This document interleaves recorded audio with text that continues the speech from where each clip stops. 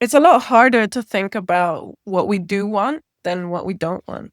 But that's the necessary step. I think it's about at the individual level, rather than saying, I don't need to look at my phone, saying, what are the things that I want to be paying attention to and why? And how can I replace this unhealthy habit with that healthier habit? How can I reconnect to the things that I value? Start by getting clear on the values and how those values translate into actions, and actually replacing the action with an action that actually aligns with the values, even if it's on a small level. At the bigger scale, it's difficult. How do we actually get these ideas into places of power at this crucial moment? But it's also, I think, about not just imagining alternatives, but actually trying to demonstrate alternatives in the real world, even if it's on the small scale. So actually creating lived experiments of the things that we want that actually reflect our values, and growing those experiments and involving other people in those experiments so if people can see and experience different kinds of values in action. I think for me, it's about living it and being able to grow those experiments until they're able to showcase on a bigger scale what a different kind of system would look like.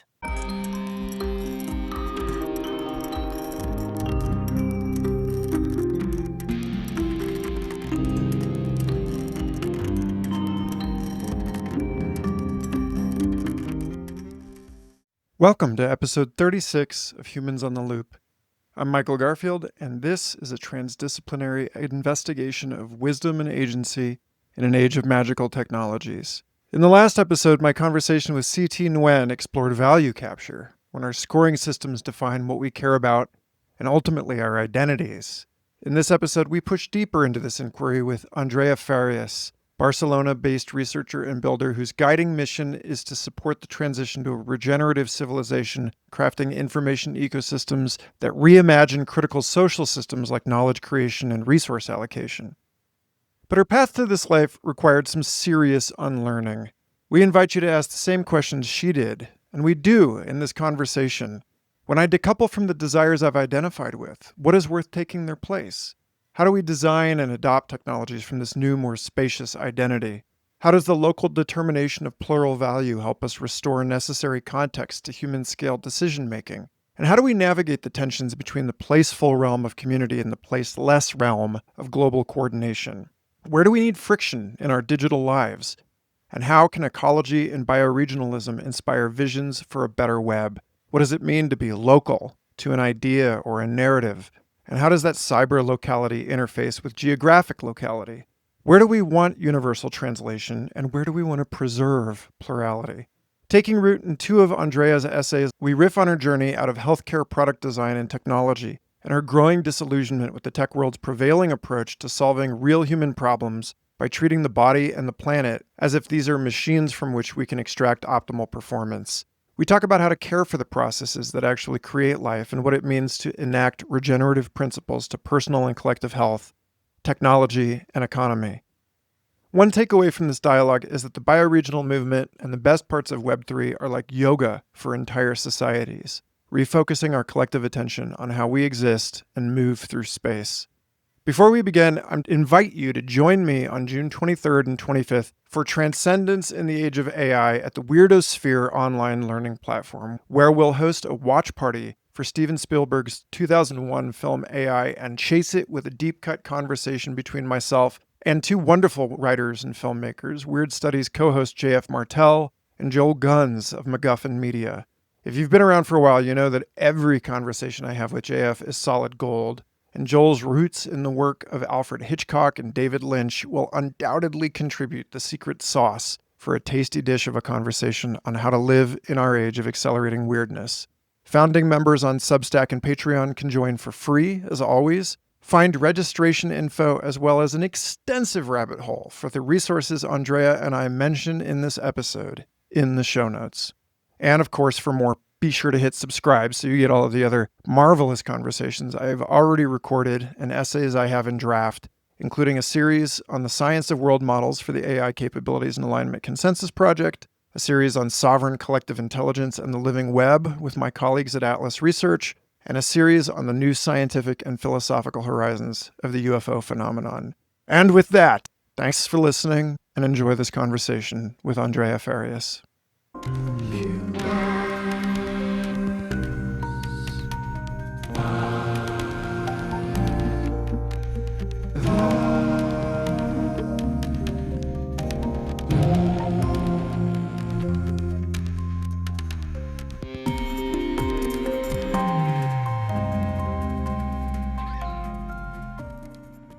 I don't know where we'll cut in here, but I went to this monthly AI salon here in Santa Fe last night to see some friends present.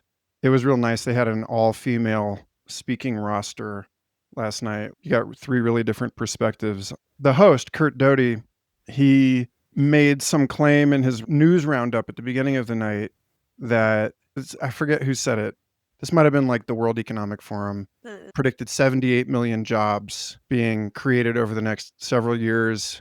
And isn't that great? And everybody's worried about technological unemployment, but look. And it's like, well, this is not an algebraic situation. This is a calculus situation. If 78 million jobs are being created and millions of jobs are being destroyed, and the people whose jobs are destroyed cannot retrain in the time that it takes to fill those jobs with qualified people or to save their livelihoods, then job creation is actually a problem. And looking at only one side of the equation of creative destruction is an issue. And then later, Sarah Boisvert got up from MIT and was talking about how she used to work in lasers and she's moved on to printing, and that you used to have one guy who knew how to use the CNC machine. And now whenever the new distributed manufacturing infrastructure makes it into the building, nobody knows how to use it except by going on to the internet, where if a lot of these instructions, if you follow them, will blow up your building. And anyway, so I'm thinking a lot right now. And I don't know how this connects to my conversation with you, but just about like I told my wife this morning, that I expect the future just to get busier. And that if you're having trouble tracking things right now, you're not going to be able to expect it to get better unless we change something inside of ourselves that increases our capacity to maintain necessary cohesion and focus within an increasingly busy environment. So, Yeah. anyway. For me, I think that goes back to, why do you even need jobs in the first place? Like the assumption that creating jobs is a good thing. Surely automation is supposed to make us be able to do less things. So I think the fact that we're still talking about just creating jobs and not talking about, like, what do we want those jobs to do, or the quality of what we're creating rather than the quantity, then we're still having the wrong conversation, especially as we're seeing that endless growth on a finite planet is not going to work for very much longer. I think the question of automation and jobs is very much connected to that. And yeah, if we're going to be automating things, let's think about how we're going to make that have great outcomes for everyone, make people be able to pay more attention to their kids or work less rather than just create more jobs or fill people's time with more stuff. It's like the atom of this whole situation is at the heart of something I know I want to talk with you about today, which is this metaphysics of technology, which is, if you specialize labor, okay, someone else is cooking the food, so I have more time to forage. Then you end up with somebody who's really good at foraging and somebody who's really good at cooking. And then if the person who knows how to cook dies, you're back at square one, and you actually need 2 people to specialize. So there's this second order thing that you're getting at, which is automation isn't necessarily even producing leisure. Like, it's just moving the work somewhere else. And then who's responsible for overseeing that work? And then is that even fun and what fills up the time that you've created, probably maintaining the outboarded structure for someone else. And the system gets less and less capable at the level of the individual. And like most people seem comfortable with that. But now we're in this situation where we are encouraged to know one thing very well and be effectively useless every other way. And collectively, we have more knowledge than anyone else, like ever before, supposedly. But each of us is this like helpless, domesticated animal. And we're like at that point where we don't even know how to prompt the collective for the insights that we need. Yeah. I don't know. Maybe we just snap it off here and start a fresh conversation. Sure. Yeah. Andrea, it's a pleasure. Thank you for being here. The pleasure is mine. I'm so glad we got to do this finally. I want to start because you start diome.xyz by talking about your own journey and your process and the history that you've gone through personally. And because I want to anchor this in local story, that's where I'd like to start with you. So, at great length, hopefully, we can talk about It Breaks My Heart, My Soul, My Body, this piece that you wrote, and what health and technology and balance, regenerative thinking, where all of this comes from for you and why you care about these conversations. Yeah. I guess whenever I tell this story, I never really know where to start because I feel like it's been ongoing for such a long time, but it took me a while to actually see it. That I was looking for, I guess for a long time, I was looking for a way to actually make a difference in the world and just be helpful. How can what I do make a difference, or just I want to do something that feels meaningful? And my career started out in the startup world. I was really excited by technology, by startup culture, by building the new, by innovation.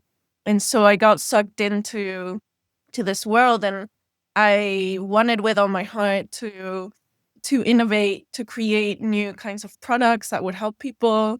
And as a designer and as a product strategist, I worked for a long time trying to advise people and do research and create products that would help people.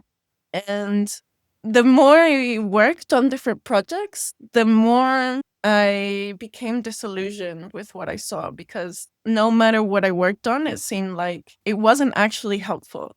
Like I was just putting a band-aid on a gushing wound. And it seemed every time I just lifted a lid, like there was some shit lying underneath. Nothing was ever felt like I was actually creating a real impact. And but I kept searching and I kept searching and I kept searching.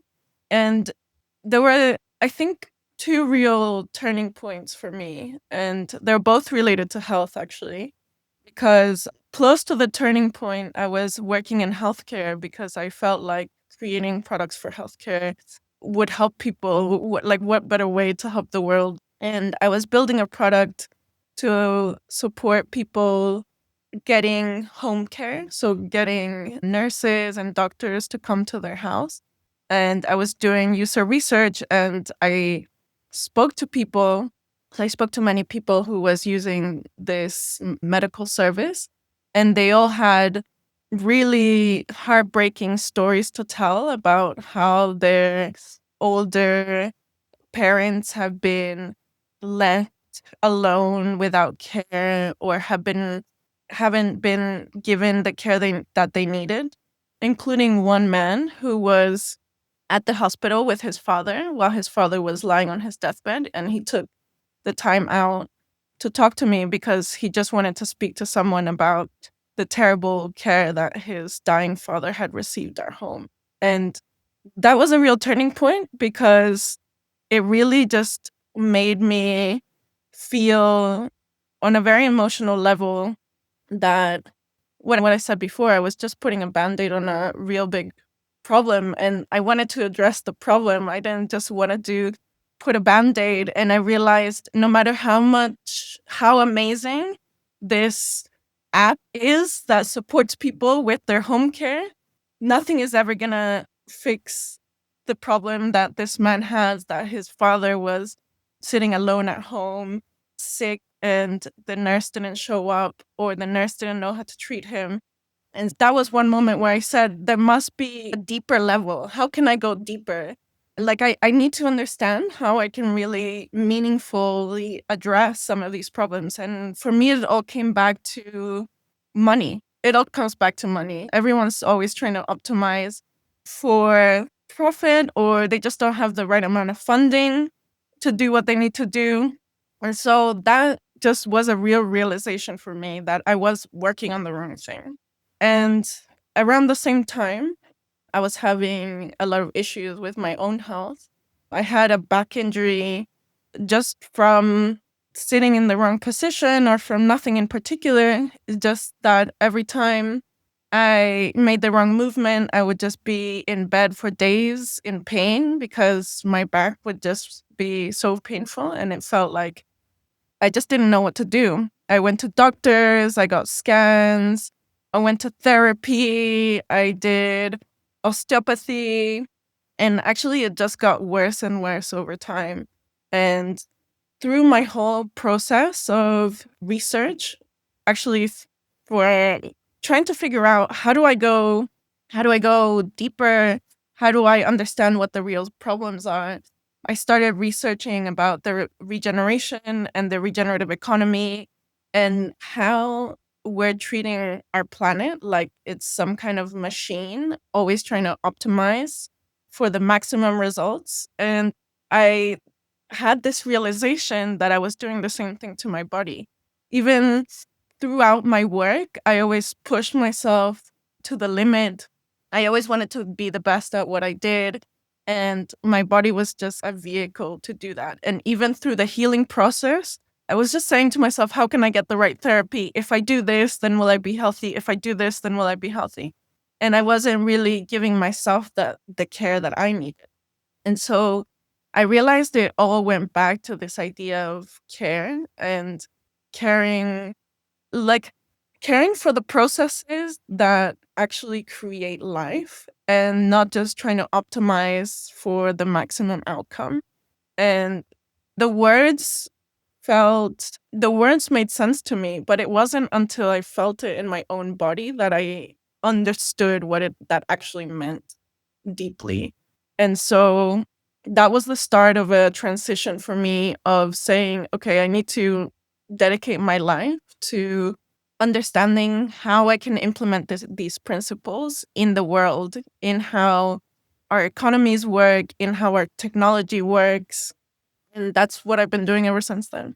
So you talk about Martin Buber's I thou thinking in this piece. And there's a moment where it's radical. You're relating to your body as a subject. What do you want? And you can actually listen rather than just command and manipulate. But then you talk about how at some point you realize that it got ridiculous because the thou in question, as you put it, was just me.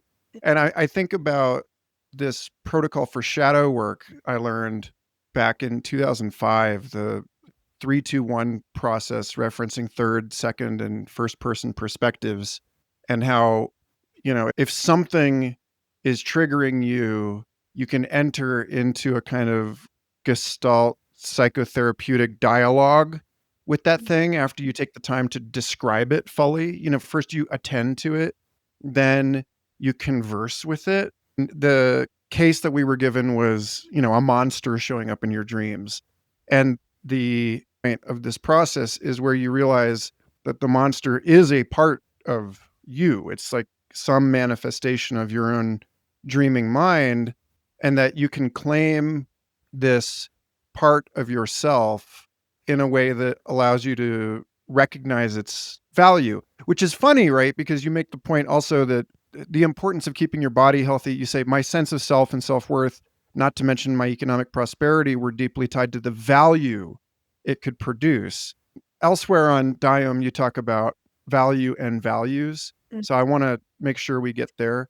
Where I tend to go with all of this, I feel like right now I'm seeing more and more people, like my friend Rubina Cohen at this AI salon last night, talking about relating to AI or technology broadly as thou, like entering into conversation with it, recognizing the consciousness of non-human entities on our planet. And also there's a step beyond that where the broadest sense, like care takes us eventually all the way to care for other as self. And that seems really important, that something that seems to me fundamentally broken about the way that we relate to the planet, but also to technologies, is that not many people are doing that. Like at best, people are having this sense that interacting with a large language model is, if you give it the benefit of doubt, interacting with some kind of non human intelligence. Maybe I'm just hard to please here. It seems like we're still missing the turn that you made with your own body, where it's like, okay, well, what does it mean to really listen? What does it mean to really care? This involves a turn from the second person back to the deeper recognition that a lot of this drive to extract value is ultimately anchored in some kind of lack of self-worth. That's very clear. The not enoughness with which we see tech magnates. Oh, clearly you're just doing this because you wanted approval that you never got from your dad or whatever. But it's not just them. I'm not going to make this a class issue. This is something that I deal with too. This sense of having to accomplish more.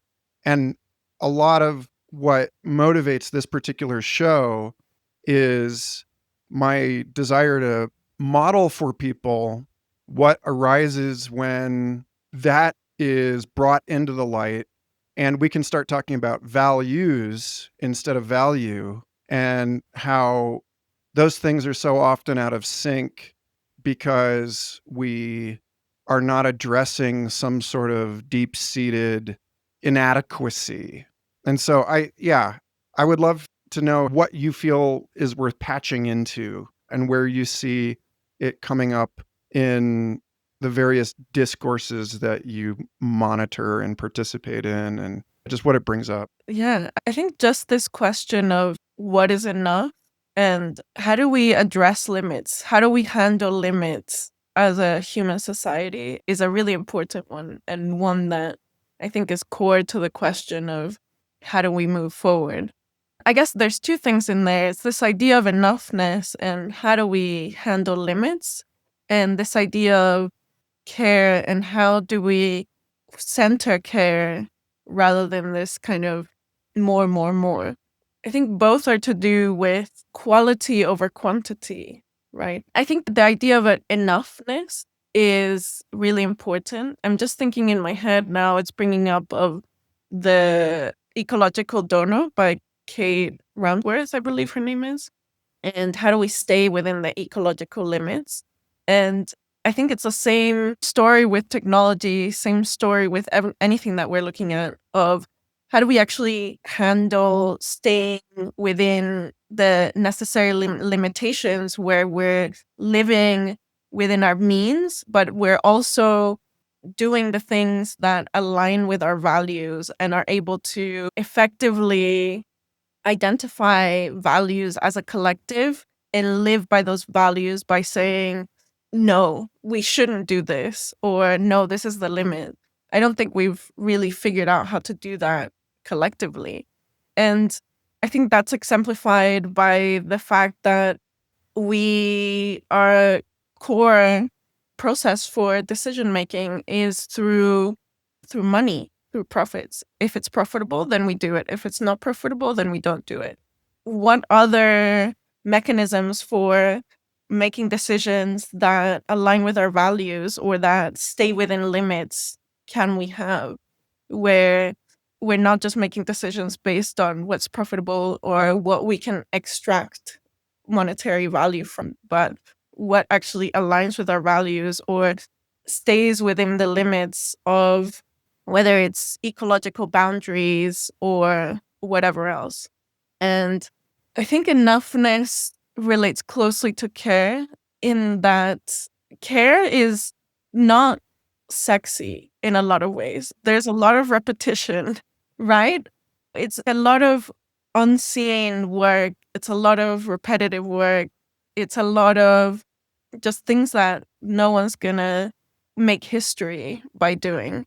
And yeah, I guess what you're saying about these tech moguls centering or always driving this change towards a future that we're promised that we want or that we will want is very related to this idea of innovation, of the new, of busyness, rather than this kind of intentional care that's often invisible or often not, let's say, impressive in some way or not gonna get you into the history books.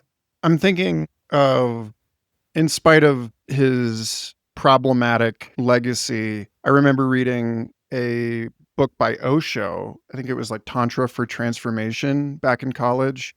And he said something to the effect of, I'm not saying to be rid of your desires. I'm saying that you don't desire enough, meaning you could create a product that helps a billion people, but that's only a material change in the world. You might become a billionaire, but those are still the desires of a small self. And why aren't more people asking, why am I satisfied? It's funny because it's not so much the amount of not enoughness as it is the distribution of not enoughness. Like, we could be asking, I'm not wise enough. I'm not compassionate enough. I'm not capacious enough to enfold all of the world in my sense of care. And to your point, care doesn't get one in the history books. Why do you want to be a great person instead of a good person? And so I want to make a connection here between two of the quotes that you put in this piece. You quote Jack D. Forbes in Indigenous American Spirituality and Ecos. I can lose my hands and still live. I can lose my legs and still live. I can lose my eyes and still live. But if I lose the air, I die. If I lose the sun, I die. If I lose the earth, I die, etc. All of these things are more a part of me, more essential to my every breath than is my body. What is my real body? So again, it seems like primarily there's this dislocation of selfhood that leads to the acquisitive and extractive impulse, and that to expand one's desire to what my mom would call the treasures of heaven rather than the treasures of this life blinds us to other things that are of real value. You also quote Yancey Strickler in Post-Capitalism for Realists, makes the point that GDP tracks how much is spent, but not why. And that an ideal citizen is someone who drives an SUV, has cancer, is getting divorced, and eats out every night.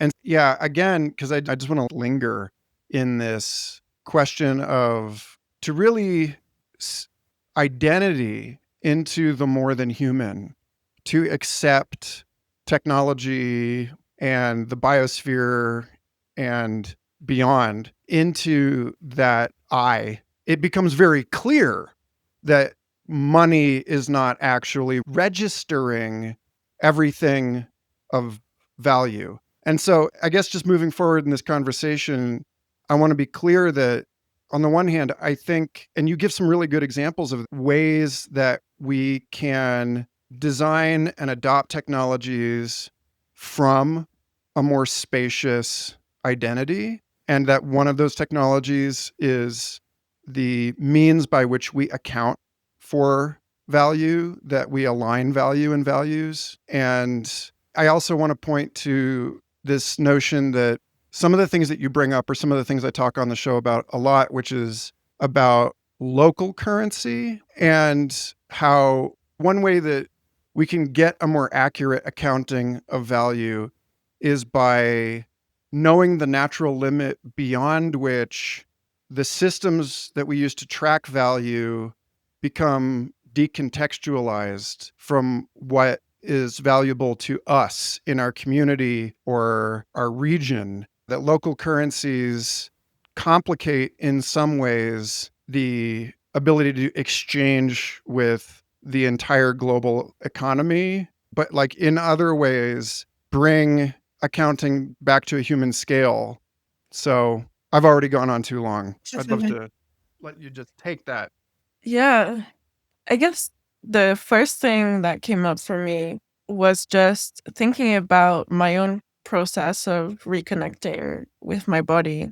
And in another way, also reconnecting with the bigger whole.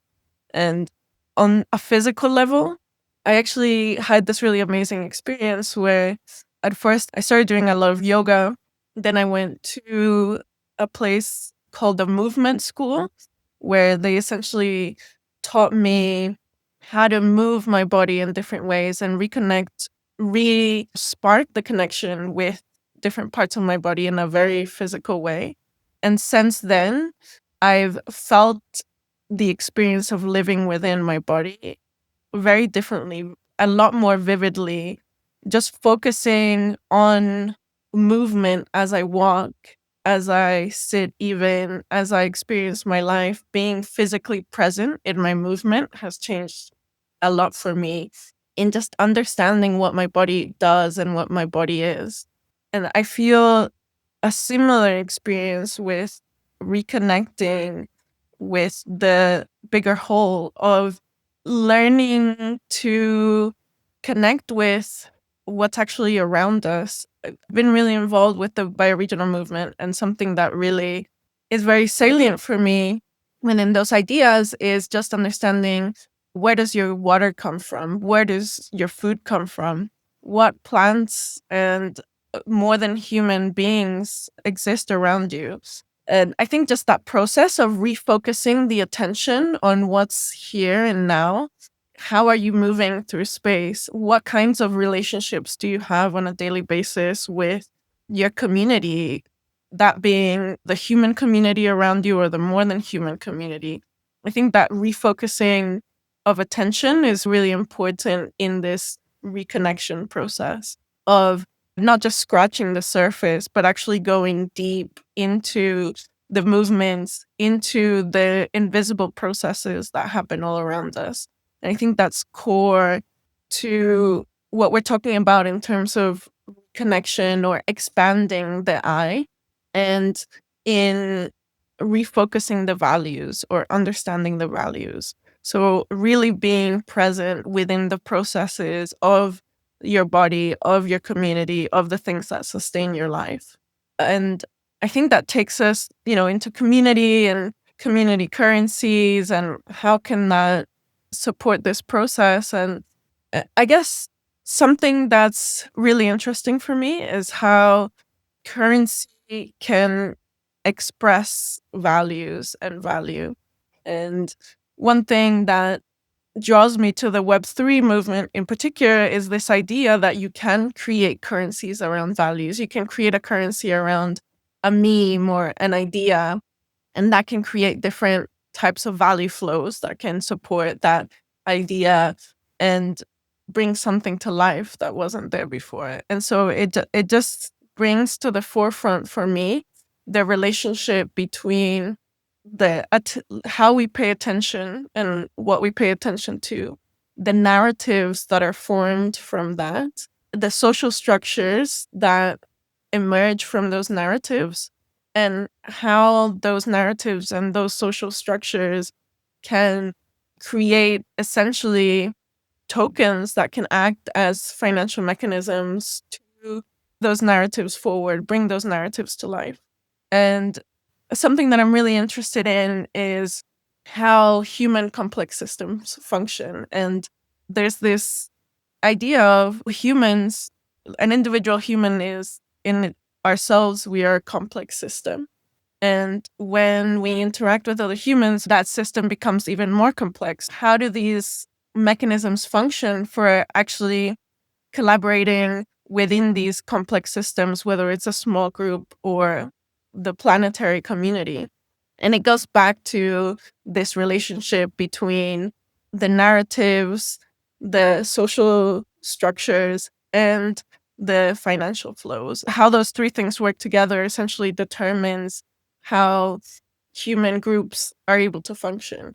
And so I'm really interested in those relationships and how, by understanding these mechanisms, we can create new kinds of groups that have different narratives and that can cultivate these narratives into demonstrations of different ways to act within the world and live within the world. So, to embellish what we've been talking about so far, you quote, technology is not values neutral, ending the reign of nihilistic design in your section on technology values, talking about how the scale increased the salience and visibility of body weight, changing the ways in which it could be valued, thought about, and otherwise related to psychologically.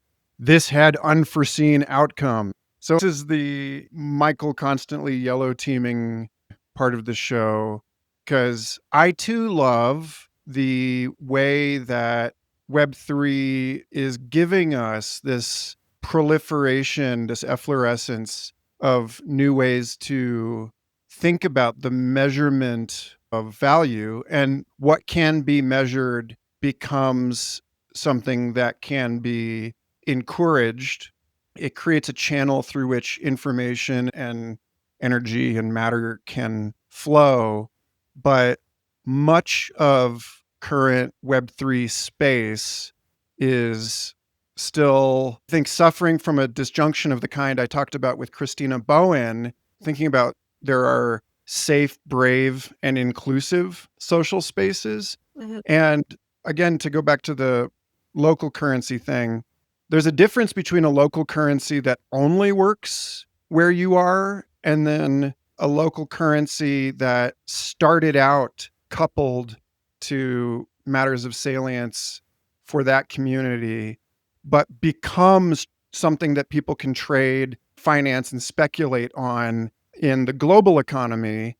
And I've been around the crypto space for long enough to see the way that the promise of Bitcoin hit that point in the tech adoption curve where suddenly states are considering it a reserve currency, and BlackRock owns countless billions of dollars in crypto. Or like in, what was it, December of 2017, when they opened the futures fund for Bitcoin. And then suddenly it is functioning in a completely different way.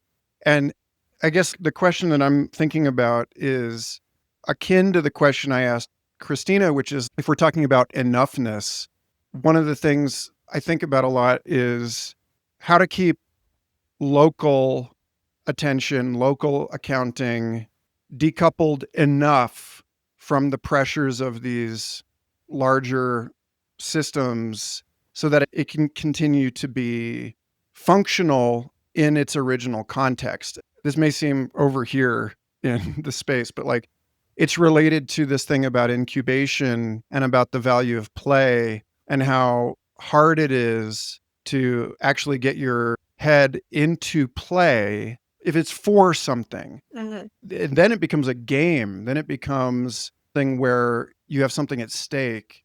One of the big pieces of the inquiry of this program right now is in knowing when to make something visible in a way that it becomes something that can be instrumentalized and operated on. But it's not just a binary question. It's a question of, at what scale do we have that agency? To give an example, I think most people will understand reciprocity in social relationships and popularity in one's scene. But as soon as we like popped that with social media, basically the whole world got reshaped by this global popularity contest. And that had all kinds of devastating consequences where the scale at which something should operate is now open to connected with all of these other scales with all of the consequent opacity, rich get richer dynamics. And I just think about like carbon markets and how it seems like a good thing to make that trackable, but then it's become like another GDP.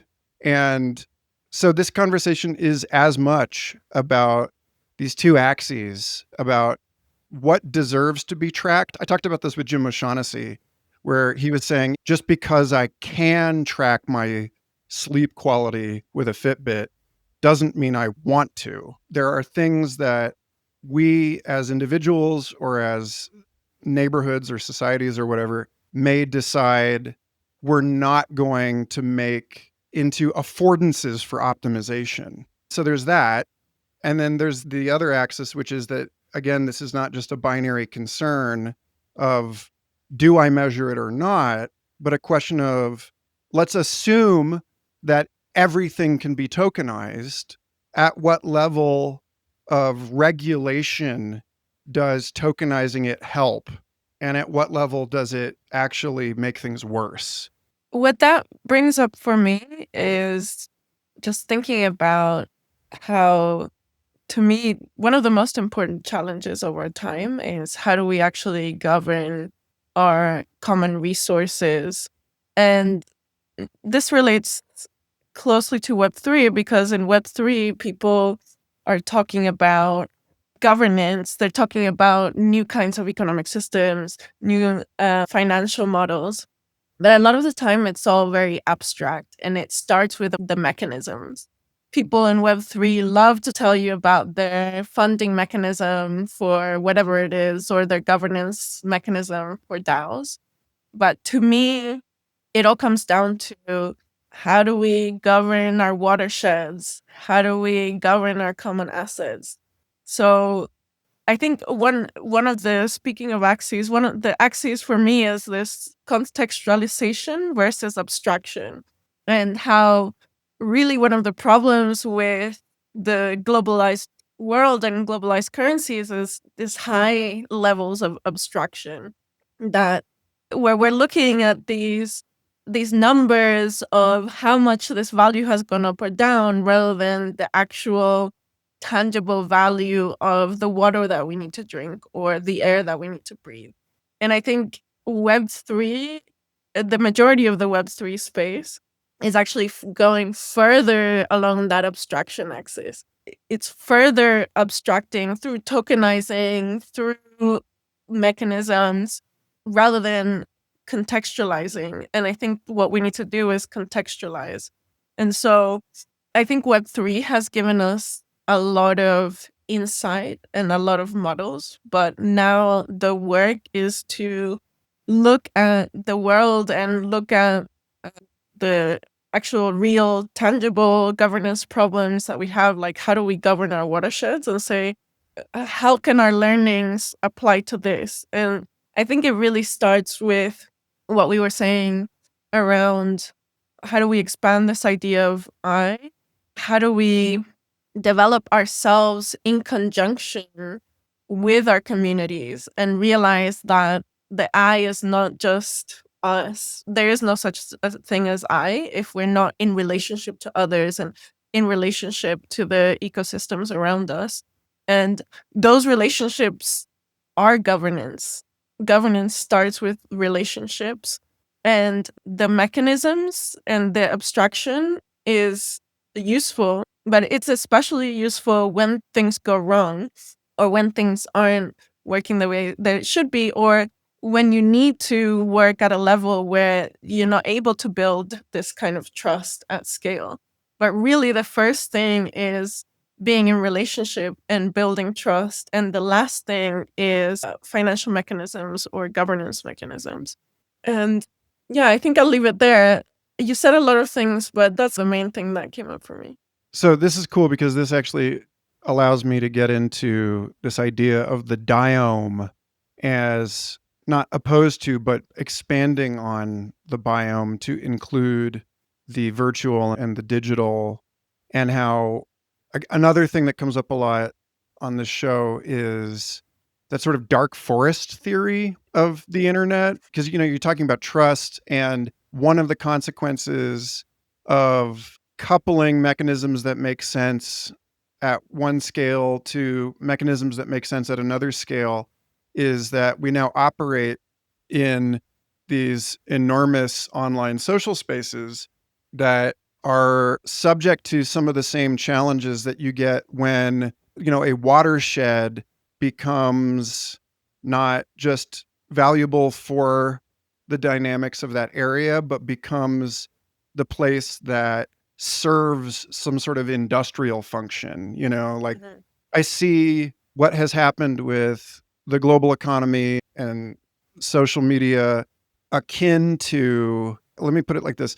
I'm very wary of the idea that this story of the automation of trust mechanisms Hmm. is actually going to operate as advertised, because the story that most of us, I think, learned in public schooling is that was what money was in the first place, as a way to engage with people that you're not going to have that context, that long term relationship with.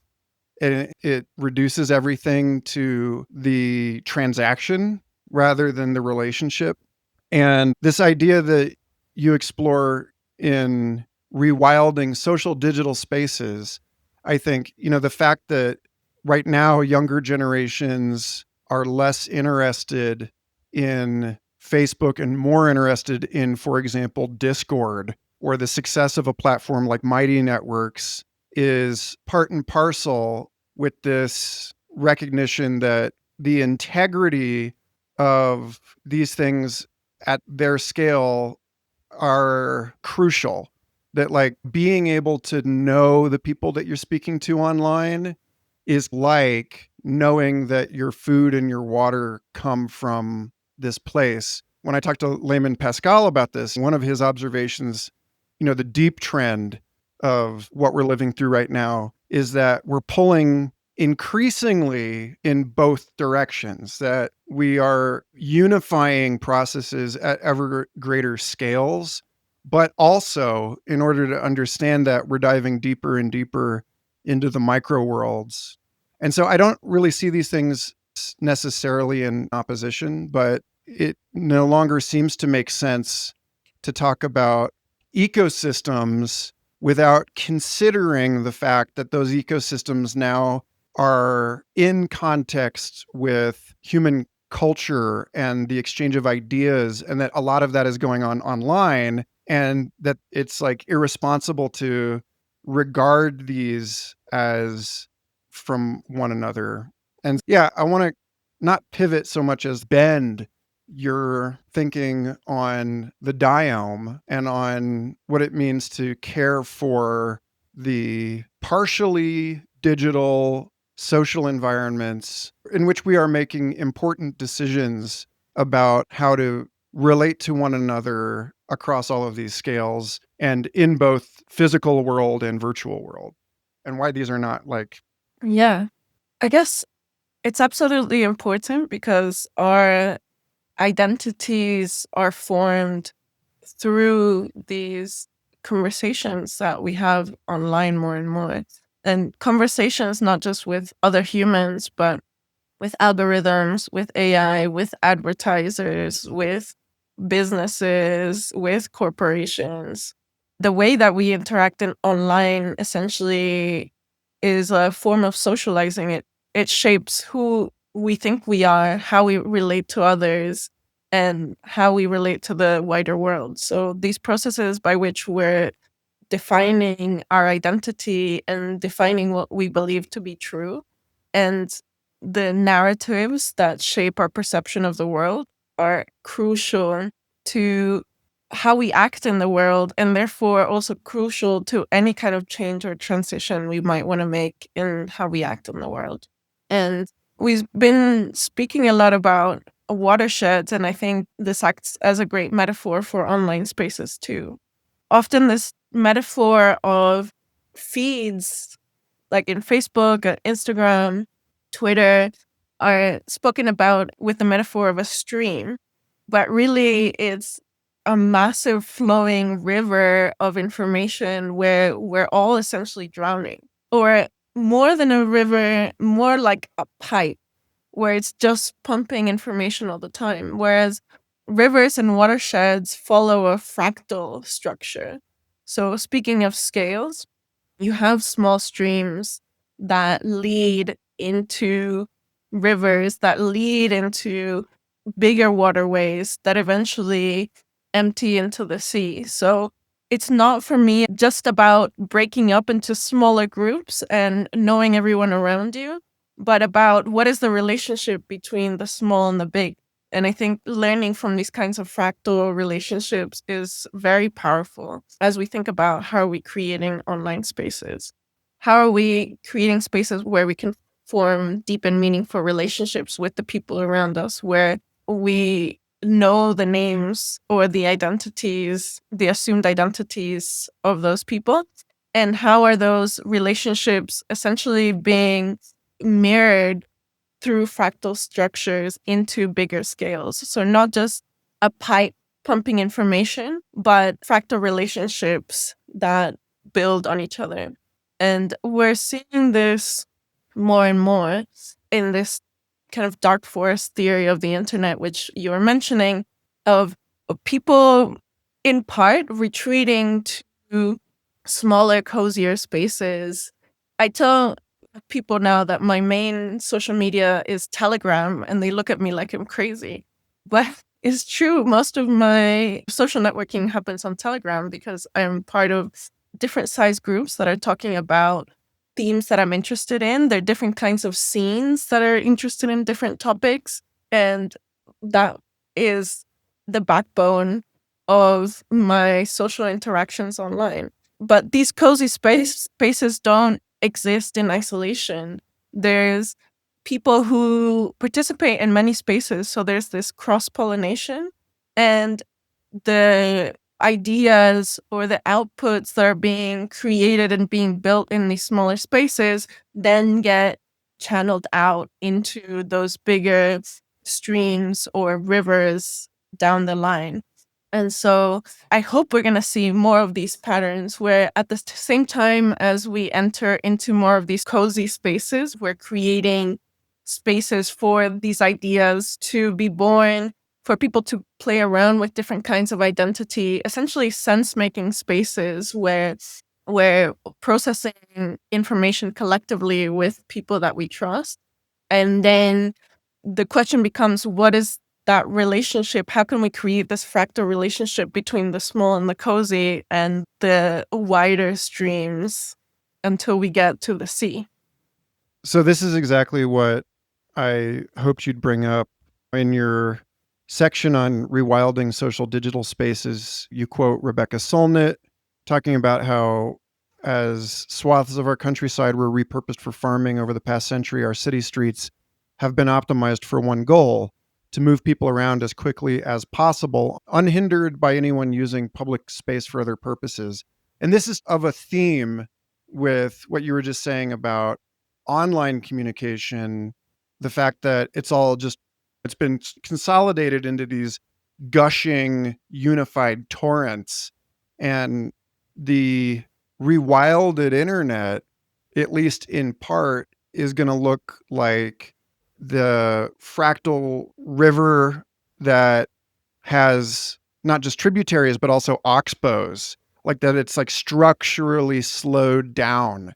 And we know, to link back into complex systems, the fractal growth of a watershed or of circulatory systems is about this distribution of strain through the topos or whatever, like through that space, but that in a straight channel, all of the friction that would be dissipated across an oxbow, it ends up creating these vortices because the water does not want to flow straight. I think we're just embellishing the point here, But I think a lot of the conflict online is coming from this kind of a dynamic. And so I want to tie this back to the conversation around the commons, the piece that you cite by Henry Zhu on the limits and good of public goods, which starts by asking, is language itself a public good? While language as a whole may not be excluded, we find ways in which it is flattened. And so this is where I want to initiate the question of, again, maybe this is kind of mischievous, but if we're thinking about tech for good in a much more fundamental and rigorous way, rather than just myopic and superficial, then part of this is not just about the proliferation of biodiversity or of cultural diversity. It's about linguistic diversity. And you spend some time on rewilding our attention, which can include such things as online rabbit holes of information about non-trending topics, following niche blogs about small, weird things, finding like-minded people in groups, and writing on your own terms. So, like when I spoke to Michael Dean on this show, he's working on AI not for writing, but for editing his unedited stream of thought essays into the form that will make them legible for other people. And the great hope that he and I see for AI as a translation layer is that it frees up each of us as the tributaries of this enormous sociocultural happening to worry less. In some sense, it sounds like I may be saying the opposite of what I was just saying about money and blockchain, automated trust mechanisms, and so on. But I want to play the other side with you for a minute here, that if we can find ways to use technology to worry less about making ourselves legible to other people, if you can get your philosophy degree and then be a philosopher and just follow what you decide is locally valuable and curate what seems salient in your life without having to worry about product market fit, then that seems like a light on how we can possibly start doing what you said a moment ago, which is finding ways to connect the system in healthier ways cross scales, And so for me, like the big challenge right now with the cozy web is that so much of it is illegible, and that the tools that we have make the insights from one little niche area of this vast collective human experience, make them legible to whomever else might benefit, is partially one of our capacity to translate, but largely one of privacy. And again, we've come back to this question of like placing blind faith in the ability of the AI editor to represent you does not get us there, but nor does merely constricting the sphere of concern to the health of one's watershed, because the watershed is connected through atmospheric and water currents to everything else. This is, I guess, kind of a biomimicry question, a technology design question. It's about the reconciliation of the local self-determination of value and self-governance with the interlinkage of everything. And how do we decide where to connect things across scales? Yeah, I guess one of the things that came up for me is you were saying that, what would it mean if I was able to be a philosopher and not worry about fitting myself into the world, or this idea of product market fit.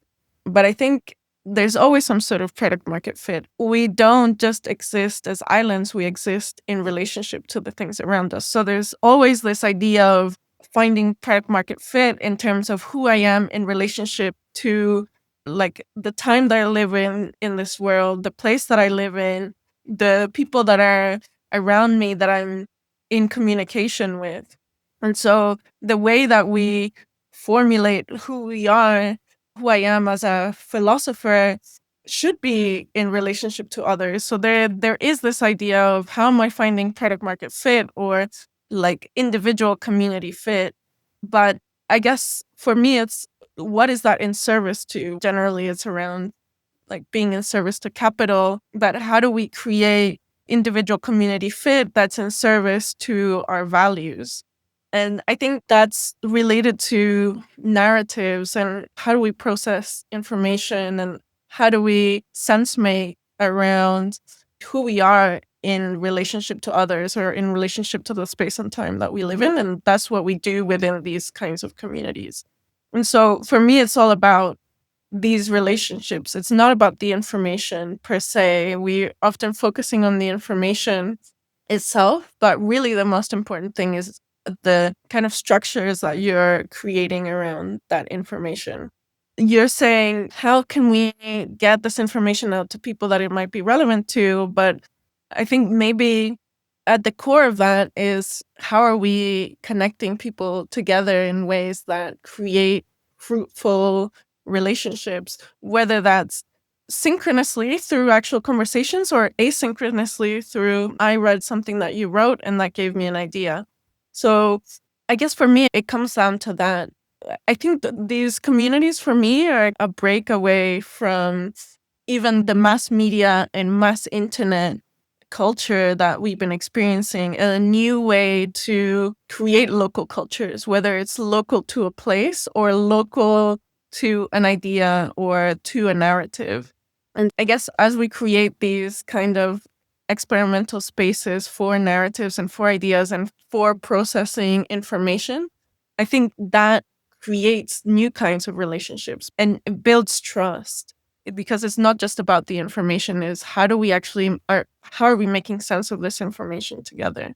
And that's key to me in moving forward out of the place that we're in and into a new kind of creative space in how do we communicate, how do we create, how do we govern the world differently, is how do we sense make together around our identities, around what's happening in the world.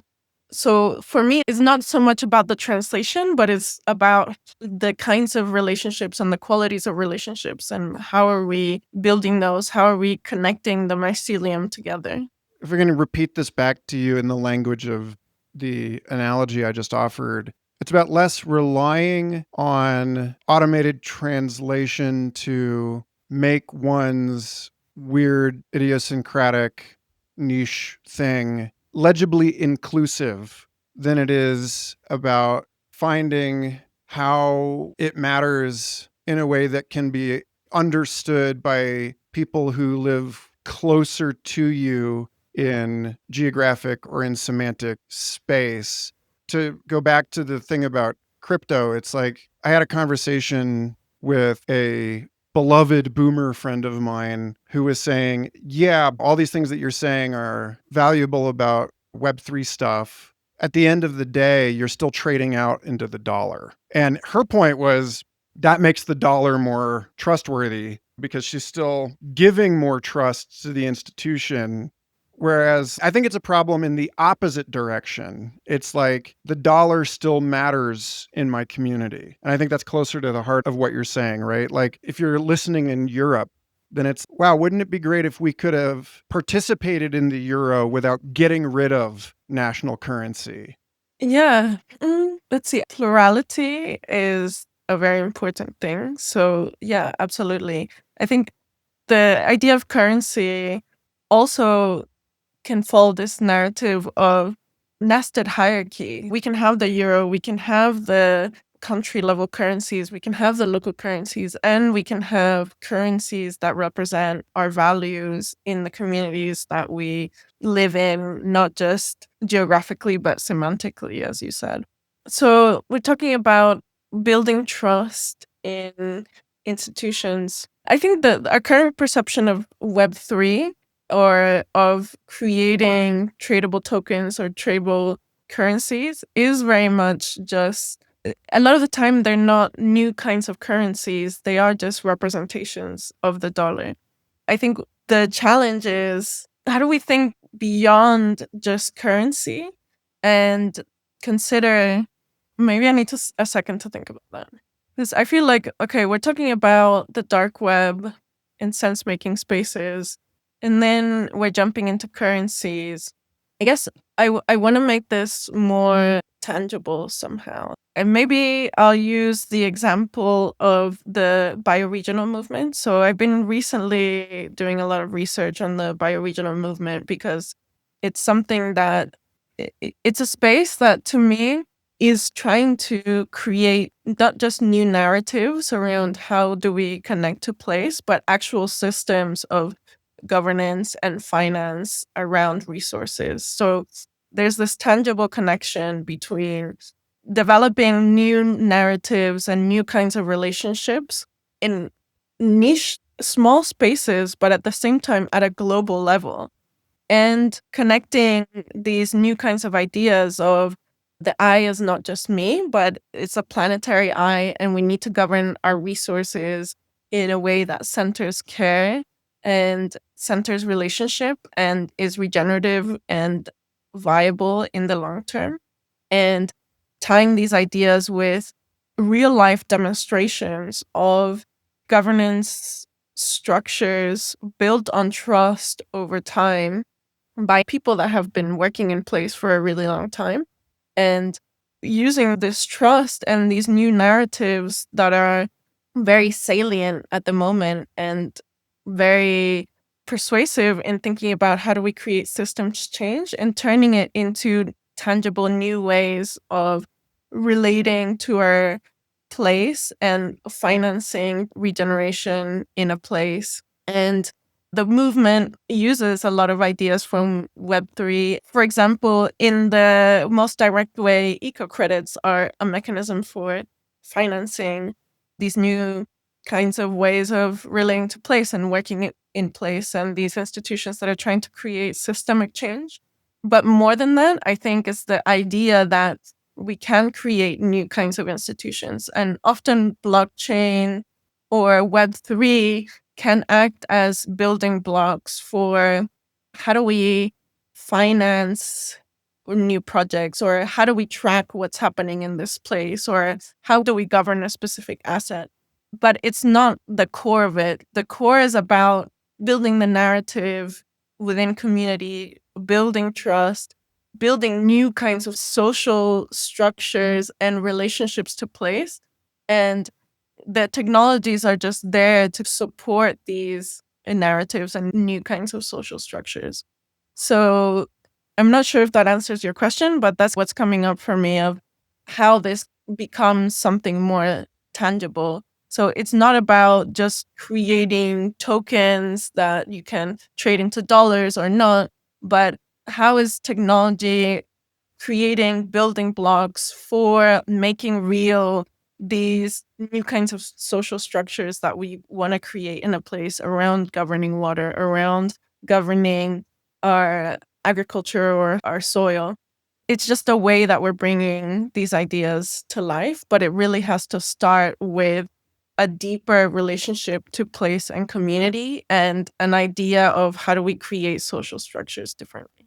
Yeah, I want to link what you've said and what we've been hinting at this whole time, this relationship between fast, global, abstract, and explicit on one end, and slow, local, tangible, and tacit on another, with, you talk about the noetic pyramid, data, information, knowledge, wisdom. And we agree that a lot of people are looking for what rightly belongs at the level of information in data, or what rightly belongs at the level of knowledge in information, or what rightly belongs at the level of wisdom in knowledge, or worse, in data. Mm. Um, what I want to know is where you see healthy structures in place where these things are situated. I just want to say, like, the whole website, I love the way that you have structured all of these entries as trunk, leaves, flowers, fruits, with fruits being the tangible examples of places where people are these insights into practice. And your work with this project represents something of me banging my head against the wall with this question of, yes, it's not all about making things legible. Like, you need direct mentor, mentee, master apprentice learning. And we can't just expect to learn everything online. We need to understand the context rather than just airdrop some kind of solution into somebody's problem. And we have an opportunity now that I think humankind is kind of fumbling again to make it easier to understand how to relate the wisdom, the relationality that emerges in one context to another. Biomimicry is a great example of this broadly. It's like, obviously, the flipper of a humpback whale is a very different context from the bumps on the wing of a jetliner that prevent turbulence. And yet somebody saw the analogy. And so what I'm most curious about is like, where do you have hope or where do you see good examples of this kind of structured understanding where what works in one context is not merely just subsumed, is held in its context, and yet still becomes a lesson in some other context that can be fit for its own bespoke purposes? Like, how are we doing that right? Or how could we be doing that right?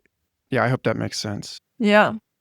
I guess one of the most interesting things for me that's also coming out of the Web3 world, but not technology specifically, is just the idea of protocols and this move away from rules and into protocols. I guess what that means is we're so used to governing by rules. You can do this, you can't do this. But a protocol is a more flexible structure for coordination.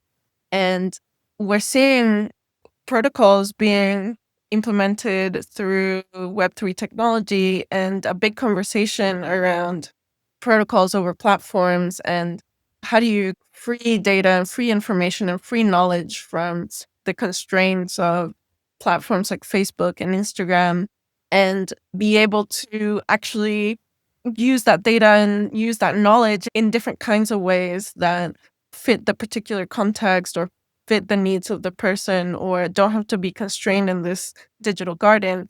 But that lesson also applies far beyond that in how we govern spaces, how we govern the commons, or how we might think about what you're saying, translating learnings to other spaces. A useful kind of concept around protocols is not just a technological structure that allows us to speak the same language, even if we're not within the same organization or same container, and actually communicate things across containers. But also, a protocol might be what's our approach to governing our watershed? How do we govern our commons? What are the protocols that we put in place to ensure conflict resolution or ensure that certain kinds of groups or certain kinds of people are using the watershed in a regenerative way according to the principles of how we govern our commons. And these kind of protocol structures can be shared and can be translated into other kinds of spaces, so replicated. I think it's really valuable, this idea of how do we think about our technology and our social structures as protocols that don't just exist within a closed off space or are really rigid, but as building blocks for technology, for institutions that can be used here and then translated to another kind of space and adapted for that space. This then allows us to think about those kinds of fractal structures that we were talking about. So whether it's on social media, how are we using those building blocks to actually connect to these bigger and bigger streams and rivers? But the same with local governance. How can we use protocols to create flexible structures where we can govern locally or at the community level, at the city level, at the country level, or at the bioregional level without imposing rigid structures, but actually flexible structures that can allow for coordination and be adapted to other places without creating these rigid, singular kind of systems that we see now. So that for me is a really interesting idea that is applicable to lots of different spaces and is very much growing now as a philosophy of how do we design technology and how do we design our social systems. And I think that's going to be really important as we develop our understanding of how can we transition to new kinds of systems. So what are your favorite protocols? What are my favorite protocols? I'm just really interested in commons governance in particular. How do we collectively govern resources without imposing a hierarchy? I'm particularly interested in how commons governance protocols create structures that can be self-governed by the community. So if you have a forest, for example, defining how much can be taken from the forest or who can take what, and the whole community kind of being in charge of how those principles are being adhered to and how that requires trust and belief from the whole community that the process will benefit them over time, and also commitment to actually enforce the rules and enforce the protocols between community members or face exclusion from the protocol or from the community. Yeah, I guess this is the last big chunk of this, which is the question of enforcement. Again, when I was talking with Christina Bowen off record about the protocols that she saw discussed last year at DWeb for creating something like the benefits of a corporate structure for public goods projects, it had to be about access to being included in that collective effort. Like you start again with a value system, and signing on to or breaking those values had to be enforced by some kind of war chest for legal defense. And so it always gets back to this question of, if we think back to like in the first half of the 20th century, it was actually the conservatives in American politics who were behind the creation and support of the national parks system. That's an instance of where the people with the money to protect those spaces had the power to do so. The last piece of this that I want to explore with you is in Manda Scott's book, Any Human Power. She has this change makers movement, and their motto is power to wisdom, wisdom to power. And so it gets back to where we started in this conversation about the wisdom to power part, right? Like, I think we spent a lot of time on the opposite end of the Mobius strip about power to wisdom in some sense, about how to create the support for right action.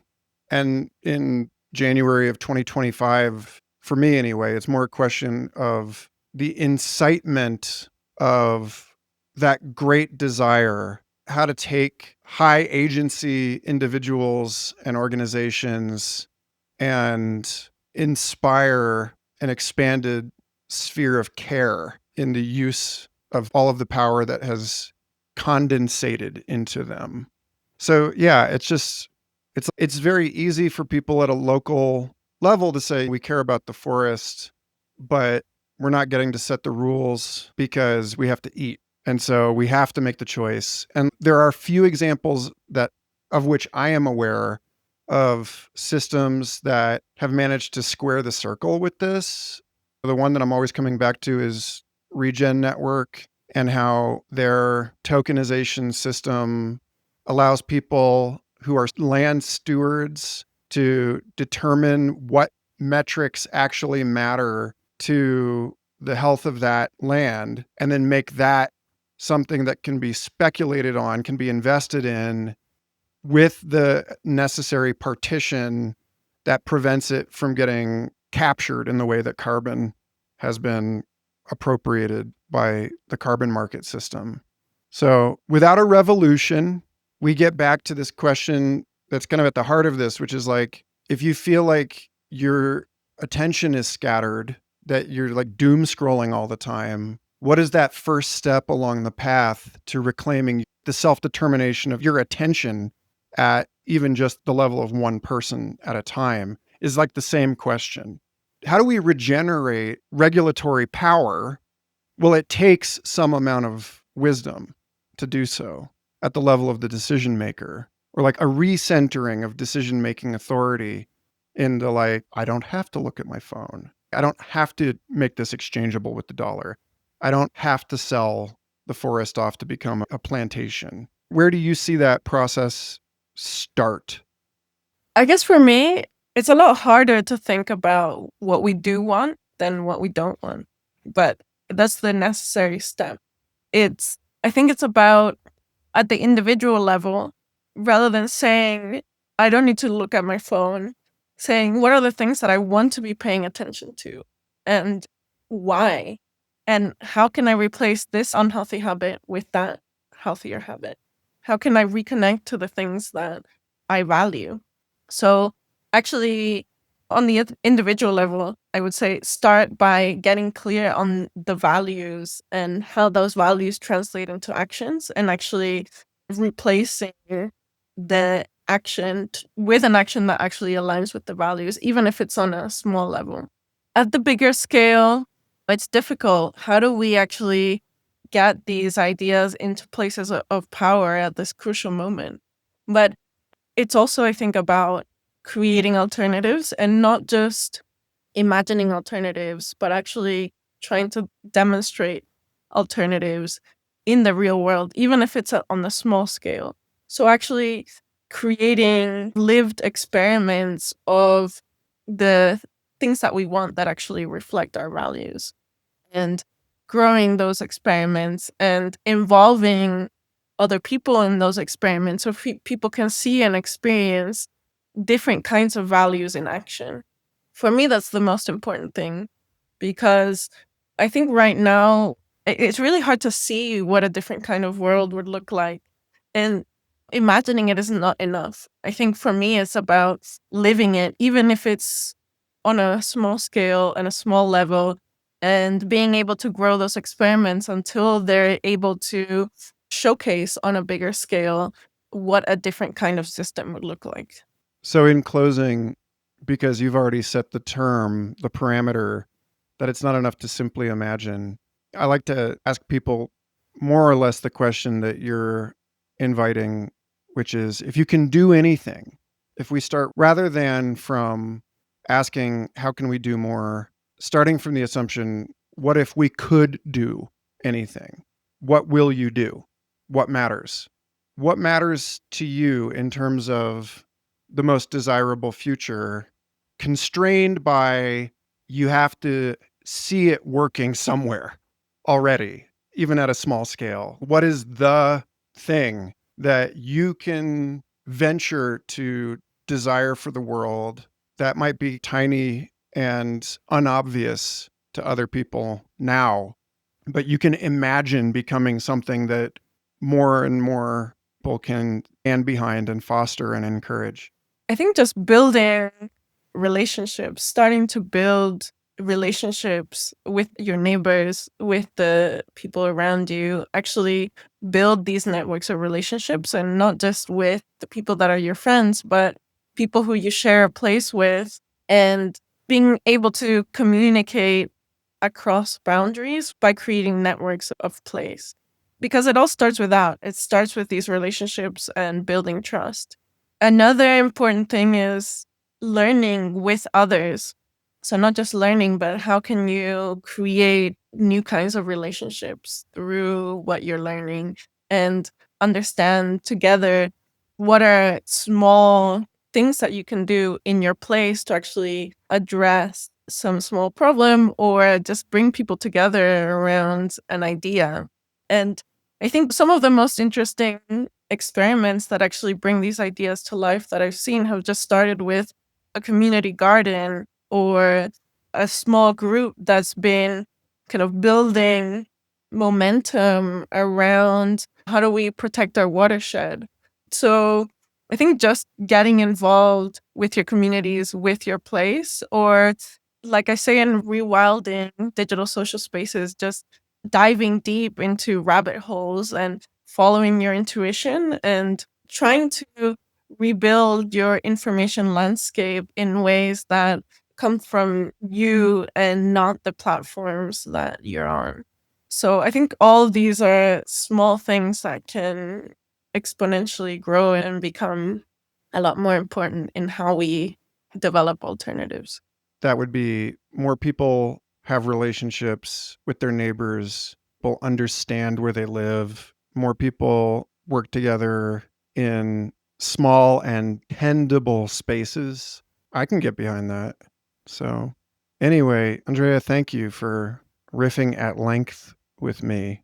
And thank you for putting together such a thorough and well structured living document on all of this that I really encourage people to explore. It's a good rabbit hole.